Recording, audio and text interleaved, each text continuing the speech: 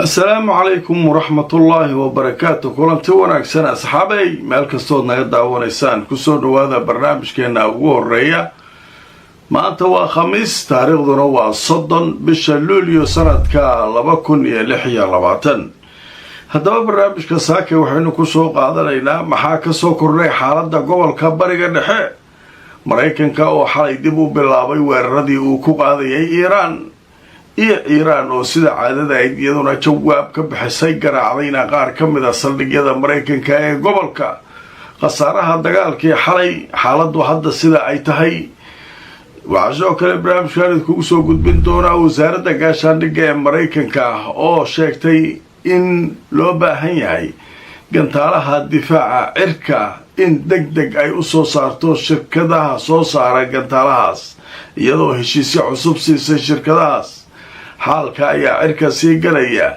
haddaba qodobadaas waan idiin hayaa. waxaa soo kale aanu idiin soo gudbin doonaa ammaanka mas-uuliyiinta ugu sarreysa Israa'iil oo si weyn loo adkeeyey saacadihii lasoo dhaafay, iyadoo Israa'iil ay aaminsan tahay wakhtigii aargoosiga aayatullaahi Khamenei loo samaynayay in uu soo dhowaaday oo Iiraan ay howlaheedii isku dubaridatay.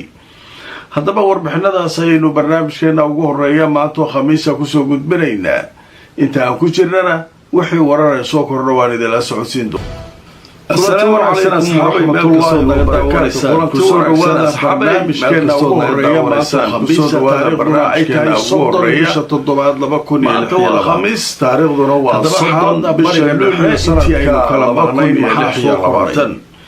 haddaba barnaamijka saake waxaynu kusoo qaadanaynaa maxaa ka soo kordhay xaaladda gobolka Bariga Dhexe. dagaalkii iyo weeraradii uu ku bilaabay weeraradii uu ku qaadayay Iiraan oo sida Netanyahu ayaa jawaab ka bixisay garaacdayna qaar ka mid ah saldhigyada Mareykanka ee gobolka.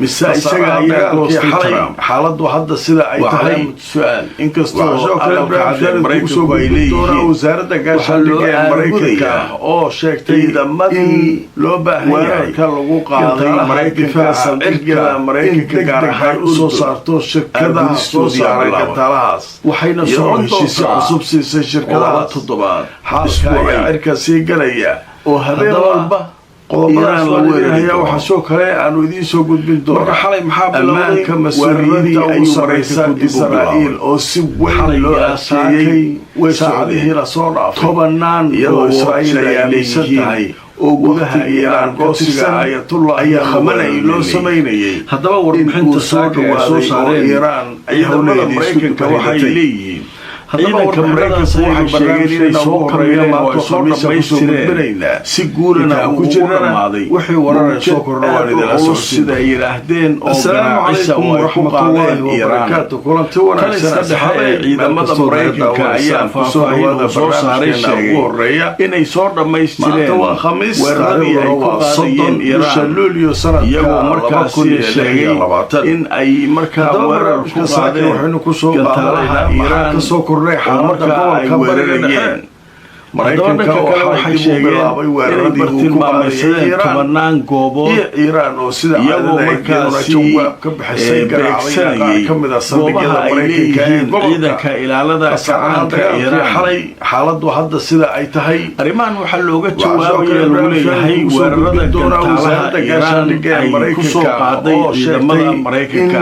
loo baahan yahay weerarada waxay soo kale sheegeen Mareykanku in degdeg ay u soo saarto shirkadaha soo saara militariga iyadoo heshiisyo cusub siisay shirkadaha diyaaradaha droniska ayaa cirka sii galaya. waxay sheegeen hadafku inuu yahay in markaa soo kale yareeyo oo meesha laga saaro ammaanka mas-uuliyiinta oo Iiraan iyo awlaadeeda ka iman karta oo ka dhana ciidamada Mareykanka ee jooga gobolka. iyadoo Israa'iil ay aaminsan tahay kale warbixinta lagu cadeeyay in aayatullaahi Khamenei loo Mareykanka in ay hadda ku sugan yihiin Iiraan ay howlaheedii oo ka tirsan gobolka Bariga Dhexe. haddaba warbixinadaas ayaynu barnaamijkeena ugu horeeya maanta khamiisa kusoo gudbinaynaa. istiyaar ku jirnaa wixii wararaya soo kordha waan idinla socodsiin. السلام عليكم ورحمة الله وبركاته. waxaan taxliilina ku sameeynaa oo aan yar faahfaahinayna soo dhawaada barnaamijkeena ugu horeeya ka ay soo saareen maanta waa khamiis taariikhduna waa 30 hore Luulyo sanadka 2022 wax walba soo saaray barnaamijka saaka waxaanu ku soo qaadanaynaa maxaa ka soo kordhay xaaladda gobolka bariga dhexe weerarnay Mareykanka oo xalay dib u bilaabay weeraradii uu ku qaaday Iiraan oo sida caadada ay meelaha laga hogaamiyo qaar ka mid ah saldhigyada Mareykanka ee gobolka qasaaraha dagaalkii xaaladda hadda sida ay tahay inuu yareyno awoodoo kale khatarta ka iman karta Iiraan wasaaradda gaashaandhigga ee Mareykanka oo sheegtay in loo baahan yahay marka gantaalaha difaaca caadiga taariikhda laga bedelay waxay soo saarto shirkadaha soo saara gantaalaha markuu muxuu yahay heshiisyo cusub Mareykanka weeraradii uu lahaa ay ka sii galaya ka dhigaya haddaba buundooyinadaas fadhiginaya waxa soo kaleeya uu soo gudbin ammaanka mas-uuliyiinta ugu sarreysa Israa'iil oo si weyn weeraradii ahaayey ayaa dhacay sida hadda qoraalka iyadoo Israa'iil ay aaminsan tahay waqtigii argoosiga Ayatullahi Khamenei loo sameynayay in uu soo dhawaaday oo Iiraan ay weeraradu weerartay sida u culus oo waxyaabo looga baabi'iyay maanta khamiisa ku soo gudbay hal weerar hadda soo sheegay wixii weerar soo dhawaaday la sameeyay waxay ku qaadeen rahmatullahi wa barakatuh kulanti wanaagsan asxaabay urdunta waa ku laabtaan ku soo dhawaada barnaamijkeena ugu horeeya shalay maanta waa khamiis taariikhduna waa 30 bisha Luulyo sanadka 2026 inkastoo urdun ay tiri sawaariikhdii waxaynu ku soo qaadanaynaa maxaa ka soo kordhay xaaladda gobolka bariga dhexe haddaba Mareykanka oo xalay dib u dambeeyay wakaaladda wararka Turkiga Iiraan sida caadada ay iyaduna jawaab ka bixisay ama weerarkii qaar ka mid ah saldhigyada Mareykanka ee gobolka Urdun qasaaraha dagaalkii xalay gantaalo hadda sida ay tahay laga soo riday waxaa kale marka iyaguna wasaaradda gaashaandhigga ee Mareykanka oo sheegtay ciidamada Urdun war ay soo saareen goordhow waxay sheegeen subaxnimada saakay oo khamiis ahayd in ciidanku ay dhulka soo dhigeen 5 ka mid ah sawaariikh ka timid dhanka Iiraan waxaana ay sheegeen in ay tahay maalinkii afraad weerarada lagu soo qaaday mamlakada ama boqortooyada Urdun mas-uuliyiinta ugu sarreeya oo ay soo qaadayaan Iiraaniyiinta haddaba waxay sheegeen ciidanka Urdun difaacaadkooda dhanka hawada inay ku guulaysteen saakay oo khamiis ah inay 5 gantaal oo Iiraan kuwii ay soo riday ah ay ka hortagaan oo ay burburiyaan oo ay iska caabiyaan way marka meel kale waxba ilaa hadda lagama soo sheegin Kuwait iyo Bahrain iyo dhulkaas wali waa lama garaacin Iiraan waxa kaliya ay ku jawaabtaa leeyahay dhanka Urdun inay weerartay laakiin wari taqriirka ama warbixinta ciidanka ilaalada kacaanka Iiraan ee weeraradan ay jawaabta ku bixiyeen ma soo bixin macnaha wax wara oo hadda ilaa hadda ciidanka ilaalada kacaanka Iiraan ay soo saareen barnaamijka waqtigan aan samaynayo ma jirto taa macnaheedu waxa ka dhigantaa leeyahay Urdun weerarkeedii waxaan waaba iska caadi kan wax weyn ma laakiin waxay soo wadaan sida dadka qaar ay aaminsan yihiin weerar kale oo jawaab waa kuwan oo dhici doona saacadaha soo socday leeyihiin marka waa arki doonaa kulay xalay intaasaa la isdhaafsaday ilaa saakay marka bariga dhexe waa saas dhanka kale waxaa mar kale cirka galay shidaalkii adduunka markii meeshaas wax ka dhacaan buu sii socdaa marka hala yaabin haddii wax walba kugu qaaliyoobaan korontada hadday qaaliyowdo baabuurta iyo bajaajkii ay raacaysay hadduu qaaliyoobo tagsigii hadduu qaaliyoobo wuxuu dhan hadday qaaliyoobo hala yaabin xaalka adduunkaa saasa maanta waxaa leeyahay shidaalku 6% kor u kacaalee